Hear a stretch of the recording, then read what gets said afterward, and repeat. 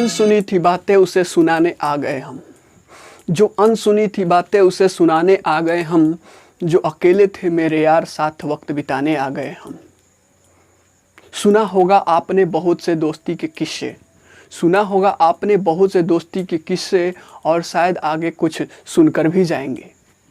लेकिन अगर सुन ली ना हमारी और उसके किस्से, अगर सुन ली हमारी और उसकी किस्से, तो यकीन मानिए आपका तो पता नहीं पर आपके होश जरूर उड़ जाएंगे।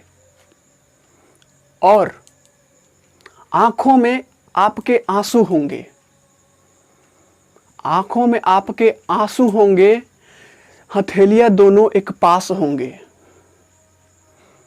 करने को शोर उन तालियों के बीच आपकी जिह्वा व्याकुल होंगी। रिप्रोडक्शन इन ऑर्गेनिज्म के इस वीडियो सीरीज में आपका फिर से स्वागत है। दोस्त, क्लास 12th के इस चैप्टर में, जो कि अब एंड की तरफ पहुंच रहा है, इसमें हम लोगों ने बहुत सारे टॉपिक्स को कवर कर लिए और गिने चुने टॉपिक रह गए हैं। लास्ट क्लासेस में हम लोगों ने फर्टिलाइजेशन के इवेंट को देख लिया था, और जो हमारा लास्ट इवेंट है पोस्ट फर्टिलाइजेशन इवेंट, ये बचा हुआ है। और इसमें जो आज हम लोग स्टडी करने वाले हैं, इसमें दो प्रोसेस है, एक है जाइगोट और दूसरा है आपका एम्ब्रियोजेनेसिस। आज जो स्टडी करने वाले हैं हम लोग, उसमें है आपका जाइगोट। छोटा सा टॉपिक है, अगर दोनों को कवर करते हैं तो बहुत लंबा वो चीज़ हो जाएगा, वीडियो हो जाएगा। छोटा सा करके करते हैं, अगला क्लास आपका शायद लास्ट क्लास हो। बिना देर किए चलिए करते हैं आगाज। हमें जो पढ़ना है आज, पोस्ट फर्टिलाइजेशन इवेंट्स किसको बोलते हैं। अगर बेसिक इसका आपने किया होगा तो वहां पे हमने बात किया था कि पोस्ट फर्टिलाइजेशन इवेंट किसको बोलते हैं। पोस्ट मिस अगर बात करें तो होता है बाद में,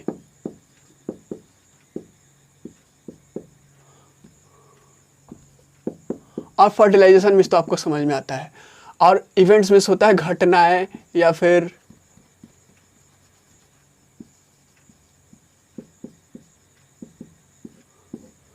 मतलब फर्टिलाइजेशन के बाद में जो घटनाएं होती हैं हमारे बॉडीज में। घटनाएं कहने का मतलब इन द सेंस आपका जो इंसिडेंट्स, जो आपके रिप्रोडक्शन के एज ए रिजल्ट, रिप्रोडक्शन के क्रम में आपका जो भी प्रोसेसेस होते हैं, उनको बोलते हैं हम लोग पोस्ट फर्टिलाइजेशन इवेंट। और ये सेक्सुअल रिप्रोड्यूसिंग ऑर्गेनिज्म में होता है। मतलब पोस्ट इवेंट फर्टिलाइजेशन किसको, ये पोस्ट फर्टिलाइजेशन इवेंट किसको बोलेंगे? Those events that occurred after the formation of zygote in sexually reproducing organism। कह रहा है कि सेक्सुअली रिप्रोड्यूसिंग ऑर्गेनिज्म में, या फिर आप कह सकते हैं कि सेक्सुअल रिप्रोडक्शन में जो इवेंट्स आपके किसके बाद हो, तो जाइगोट के फॉर्मेशन के बाद हो, उसको बोलते हैं पोस्ट फर्टिलाइजेशन इवेंट्स। और पोस्ट फर्टिलाइजेशन इवेंट्स में आपका दो चीज आता है यहाँ पे। एक तो जाइगोट को स्टडी करना है, क्योंकि जाइगोट के फॉर्मेशन की बात है ना, तो जाइगोट से स्टार्ट करेंगे। और दूसरी चीज जाइगोट, ये क्या बोलते हैं वहाँ पे, एम्ब्रियोजेनेसिस। दो पार्ट्स है आपके पास यहाँ पे, जाइगोट और एम्ब्रियोजेनेसिस। हाँ, शुरू में हम लोग स्टडी करेंगे जाइगोट और उसके बाद देखेंगे एम्ब्रियोजेनेसिस। तो पोस्ट फर्टिलाइजेशन इवेंट्स किसको बोल सकते हैं आप लोग?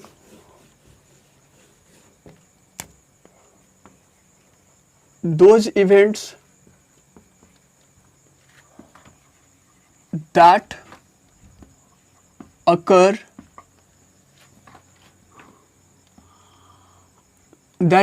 after the formation of zygote in sexual reproduction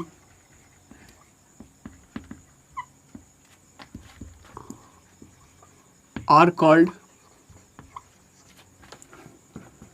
post fertilization event। उनको क्या कहते हैं? Post fertilisation events. मतलब जो जाइगोट के फॉर्मेशन के बाद हो, उसको बोलते हैं, उस इवेंट्स को बोलते हैं पोस्ट फर्टिलाइजेशन इवेंट्स। अब पोस्ट फर्टिलाइजेशन इवेंट्स में जो हमारे पास पहला पड़ाव है वो है जाइगोट। जाइगोट क्या है? तो दोस्त ये चीज तो हर कोई जानता है कि ये एक यूनिवर्सल स्टेट है। कहने का मतलब कि सारे के सारे सेक्सुअल रिप्रोड्यूसिंग ऑर्गेनिज्म इस चीज का फॉर्मेशन करते हैं, इस चीज का फॉर्मेशन करते हैं। हाँ, पार्थेनोजेनेसिस में हम लोगों ने देखा था वहां पे कि ये फ्यूजन ही नहीं हो रहा था, लेकिन बेसिकली अगर बात करें तो सारे के सारे ऑर्गेनिज्म जो सेक्सुअली रिप्रोड्यूस करते हैं उनमें ये क्या है, एक यूनिवर्सल स्टेट है। आप लिख सकते हैं यहां पे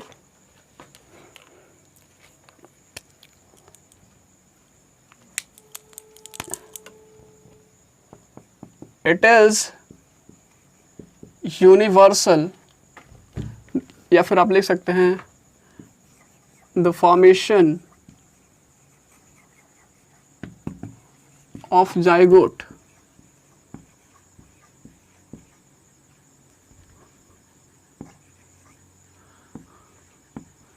is universal in all sexually reproducing organisms। Sexually reproducing organism में जो है आपका जाइगोट का फॉर्मेशन क्या होता है, यूनिवर्सल होता है सारे में। अब जाइगोट का जो फॉर्मेशन होता है, अगर बात करें दो तरह के हम लोगों ने लास्ट क्लासेस में ऑर्गेनिज्म देखा था। एक वैसे ऑर्गेनिज्म जहां पे एक्सटर्नल फर्टिलाइजेशन होता है और एक वैसे ऑर्गेनिज्म जहां पे इंटरनल फर्टिलाइजेशन होता है। तो एक्सटर्नल फर्टिलाइजेशन करने वाले ऑर्गेनिज्म में जाइगोट का फॉर्मेशन कहाँ होगा, तो उसके एक्सटर्नल मीडियम में होगा। और एक्सटर्नल मीडियम हम लोगों ने वहां पे क्या देखा था, वाटर। तो बेसिकली वाटर में आपका ये चीज जाइगोट का फॉर्मेशन होगा।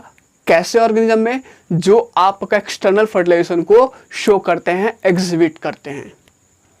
दूसरी चीज, अगर इसके दूसरे पलड़े की तरफ अगर बात करें तो आता है इंटरनल फर्टिलाइजेशन। तो इंटरनल फर्टिलाइजेशन करने वाले ऑर्गेनिज्म में ये कहाँ पे होगा, इसका फॉर्मेशन कहाँ पे होगा, तो याद रखिए, हमेशा नोट कर लीजिए इस चीज को कि फीमेल बॉडी के इनसाइड में होगा। मेल बॉडी के इनसाइड में कभी कल्पना किया ही नहीं जा सकता है।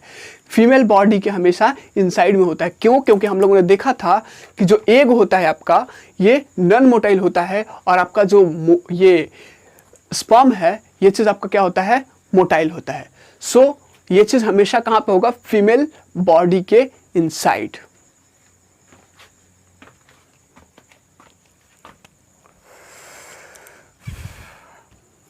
एक चीज लिख सकते हैं, in organism showing external fertilisation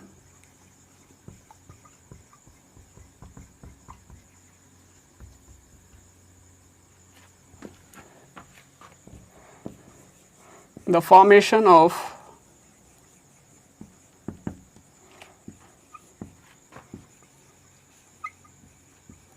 zygote takes place in the external medium, that is water, whereas the organism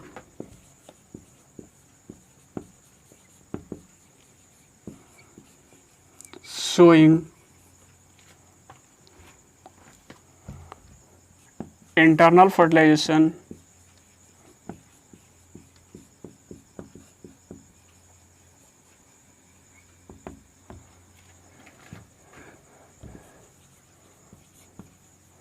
the formation of zygote takes place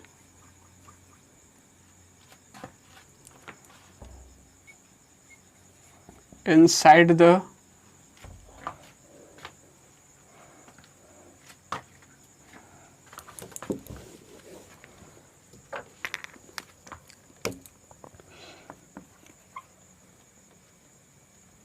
body of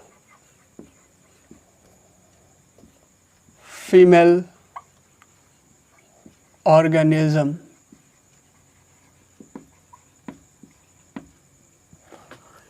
कहने का इन द सेंस कि जो ऑर्गेनिज्म एक्सटर्नल फर्टिलाइजेशन शो कर रहे हैं वहाँ पे zygote का फॉर्मेशन कहाँ पे होगा? एक्सटर्नल मीडियम में। कहाँ पे होगा? External medium. और वहाँ पे एक्सटर्नल मीडियम है क्या? वाटर।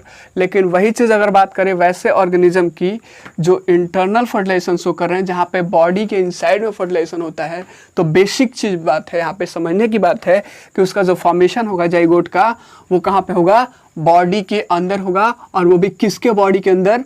तो फीमेल ऑर्गेनिज्म के बॉडी के अंदर। अब यहाँ पे बात करते हैं कि इसका फर्दर डेवलपमेंट कैसे होगा।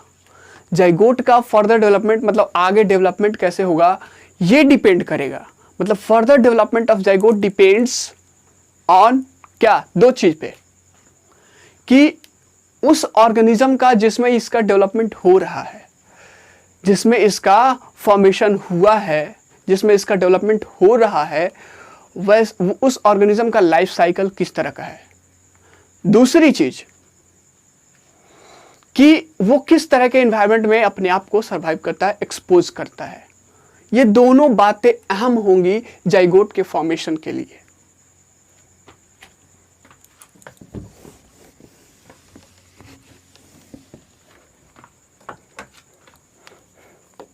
मतलब यहां से हम लोग लिख सकते हैं फर्दर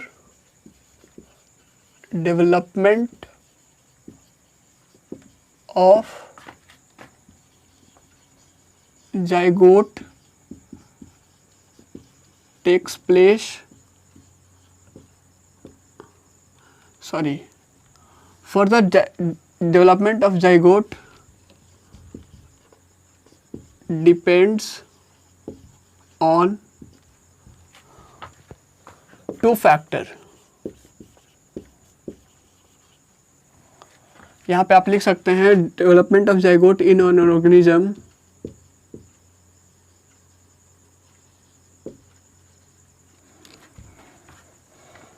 टू फैक्टर्स। वो क्या है? पहला चीज है आपके पास the type of life cycle the organism has. दूसरा the environment it is exposed to. कह रहा है कि दो फैक्टर पे डिपेंड करता है। पहला चीज क्या है? वो किस तरह का लाइफ साइकिल उसके पास है, और दूसरी चीज कि वो किस तरह के एनवायरनमेंट में अपने आप को सर्वाइव करता है, एक्सपोज करता है। ये दोनों फैक्टर्स जाइगोट के फर्दर डेवलपमेंट में एक बहुत बड़ा रोल प्ले करेंगे। अब बात करते हैं यहाँ पे कुछ ऑर्गेनिज्म होते हैं जो आपके क्या बोलते हैं, फंगी और एल्गी के मेंबर्स में। फंगी और एल्गी के मेंबर्स में जो ऑर्गेनिज्म होते हैं उनमें जाइगोट का डेवलपमेंट कैसे होता है? तो उनमें क्या होता है, सपोज कीजिए ये आपका जाइगोट है, तो जाइगोट के चारों तरफ एक थिक वॉल का डेवलपमेंट हो जाता है। और थिक वॉल का डेवलपमेंट हो जाता है तो इस जाइगोट को उनमें बोला जाता है जाइगोस्पोर्स। शायद आपने सुना होगा। ये थिक वॉल का डेवलपमेंट क्यों होता है दोस्त? तो यहाँ पे थिक वॉल का डेवलपमेंट होता है इसको अनफेवरेबल कंडीशन में क्या करने के लिए, प्रोटेक्ट करने के लिए। दो चीज यहाँ पे, दो कंडीशंस के लिए यहाँ पे ये चीज होता है, दो काम करता है। एक तो इसको डेसिकेशन से बचाता है और दूसरी चीज आपको इसको डैमेज से बचाता है। प्रोटेक्शन, डैमेज यही, और आपका डेसिकेशन। दो चीज से ये चीज क्या करता है, ये जो थिक वॉल इसके चारों तरफ डेवलप हो जाता है, ये चीज इसको बचाता है। और इस ऐसे जाइगोट को बोलते हैं जाइगोस्पोर। दोस्त वहां पे अगर बात करें एल्गी और फंगी के मेंबर्स में, तो वहां पे आपने क्लास 11th की अगर थोड़ा सा पन्ना पलटिएगा तो वहां पे आपने इसके लाइफ साइकिल कैसे होते हैं इस चीज को पढ़ा था। आपने हैप्लॉन्टिक लाइफ साइकिल पढ़ा, डिप्लॉन्टिक लाइफ साइकिल पढ़ा, हैप्लोडिप्लॉन्टिक लाइफ साइकिल पढ़ा, ये सारे के सारे चीज़ पढ़ा था। सो उसको एक बार क्या कीजिए, उसको मेमोराइज कर लीजिए। मैं उतना अभी नहीं दे पाऊंगा क्योंकि अभी क्लासेस अभी ज़्यादा है, सो थोड़ा सा दूंगा। सो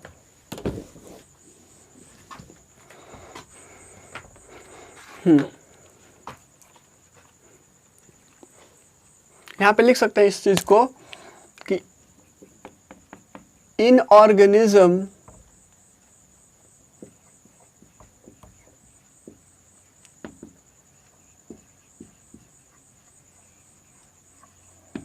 belonging to fungi and algae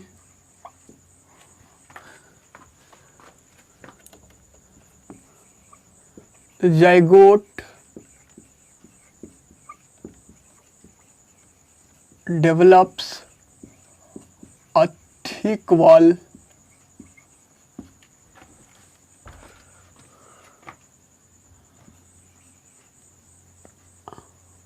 that develops a thick wall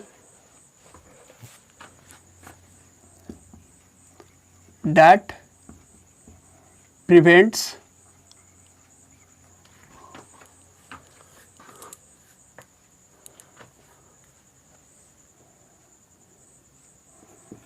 the zygote from damage and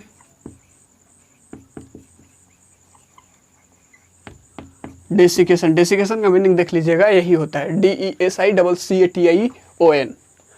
आपके किसी बुक्स में आपके हो सकता है कि DESSI, तो DESSI नहीं होता है, DESICCATION। ऑर्गेनिज्म में जो फंगी और एल्गी से बिलोंग करता है उसमें क्या होता है, जाइगोट अपने चारों तरफ क्या होता है, थिक वॉल डेवलप करता है, जो क्या करता है उसको डैमेज और डेसिकेशन से क्या करता है, प्रोवाइड करता है, ये चीज़ करता है। मतलब मॉइस्चर को अपने बॉडी से, अपने वो चीज़ से अंदर से नहीं जाने देता है, इसको डेसिकेशन बोलते हैं, द रिमूवल ऑफ मॉइस्चर। अब इसको क्या बोलते हैं, जाइगोस्पोर, ये चीज़ समझ गए होंगे। अब इसके बाद क्या होता है, डॉर्मेंट स्टेज में चला जाता है। अनफेवरेबल सिचुएशन में फर्दर डेवलपमेंट के लिए, अनफेवरेबल कंडीशंस में फर्दर डेवलपमेंट के लिए वो चीज़ क्या होता है, डॉर्मेंट स्टेज में, मतलब कि ए पीरियड ऑफ रेस्ट को ऑक्यूपाई करता है, मतलब उसको जिसको डॉर्मेंट बोलते हैं। It undergoes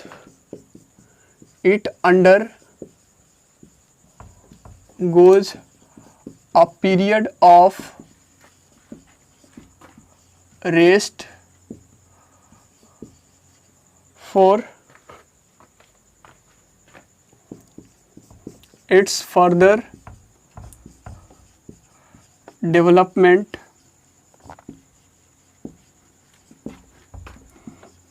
before germination।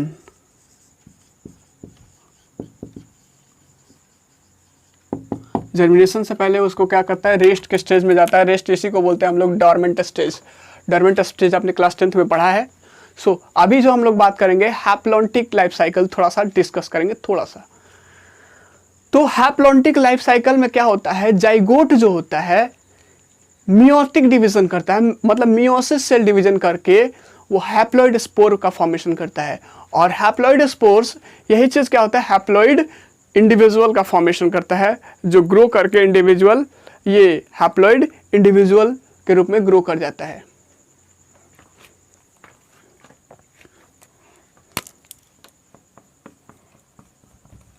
in organism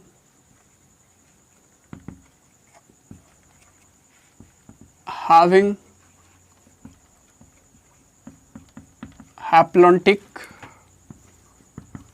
life cycle,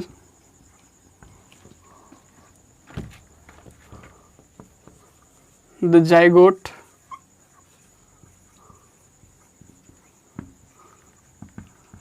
divides by meiosis cell division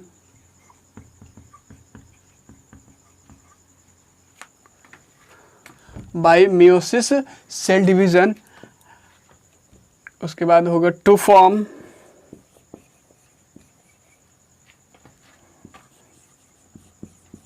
haploid spores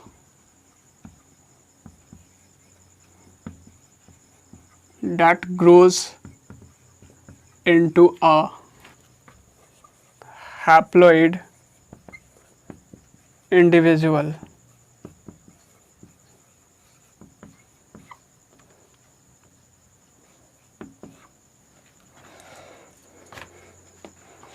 क्या करता है? हैप्लॉइड इंडिविजुअल में क्या करता है? ग्रो कर जाता है। हैप्लॉइड डिप्लॉइड ये चीज़ हम लोगों ने स्टडी कर लिया है। इसके बाद हम बात करते हैं तो ये भी यहाँ पे एक चीज़ हम लोग को देखने को मिला, इतना जो हम लोगों ने वो चीज़ डिस्कस किया, यहाँ से एक चीज़ देखने को मिलता है। क्या? तो यही देखने को मिलता है कि जो जाइगोट है एक लिंक की तरह काम करता है। दो जनरेशन्स को की स्पेसिस को कंटिन्यू रखने में, मतलब पहले वाले जनरेशन को अगले वाले जनरेशन्स को मिलाने में एक लिंक की तरह काम करता है, ताकि वहाँ के स्पेसिस आगे भी बढ़ते रहते हैं। मतलब सोचिए, अगर जाइगोट ना होता तो क्या आगे वाला स्पेसिस कंटिन्यू रह पाता?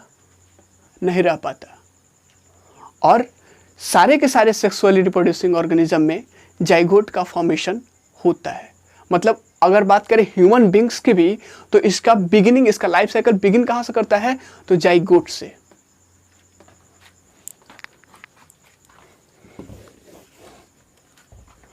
मतलब यहां से एक चीज कह सकते हैं,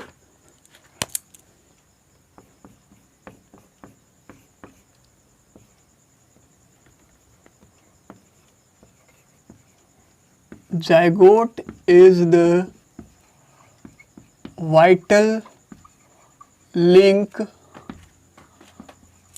that ensures the continuity of a species between organisms of one generation to the next। मतलब एक जनरेशन से दूसरे जनरेशन को मिलाने वाली वो क्या होती है? एक लिंक होता है, जिससे कि स्पेसीज का कंटिन्यूटी बना रहता है। और सारे के सारे सेक्सुअल रिप्रोड्यूसिंग ऑर्गेनिज्म, चाहे वो आपका ह्यूमन बींग्स ही क्यों ना हो, वो अपने लाइफ को बिगिन करता है, शुरू करता ही है आपका जाइगोट से। सो ये रहा आपका जाइगोट से रिलेटेड सारे के सारे फैक्ट्स हमने आपके सामने रख दिए हैं। उम्मीद करता हूँ आपको समझ में आया होगा। और हाँ, अब आप एनसीईआरटी बुक्स, मैंने फर्स्ट क्लास में ही बताया था कि एनसीईआरटी बुक्स कब पढ़ना है, वो चीज़ डिस्कस करेंगे। तो अब आप एनसीईआरटी बुक्स का हर लाइन बाय लाइन ये सारे चीज़ को देखने के बाद, एक टॉपिक रह गया उसको हम लोग डिस्कस करेंगे अगले क्लास में। सो लाइन बाय लाइन अब आप स्टडी कर सकते हैं, और दावे के साथ कह सकता हूं कि आपका एक भी क्वेश्चंस का आंसर नहीं छूटेगा, ना ऐसा होगा कोई लाइन जो आपको समझ में नहीं आएगा। So it's all for today. Thank you class, have a nice day, stay healthy, stay live.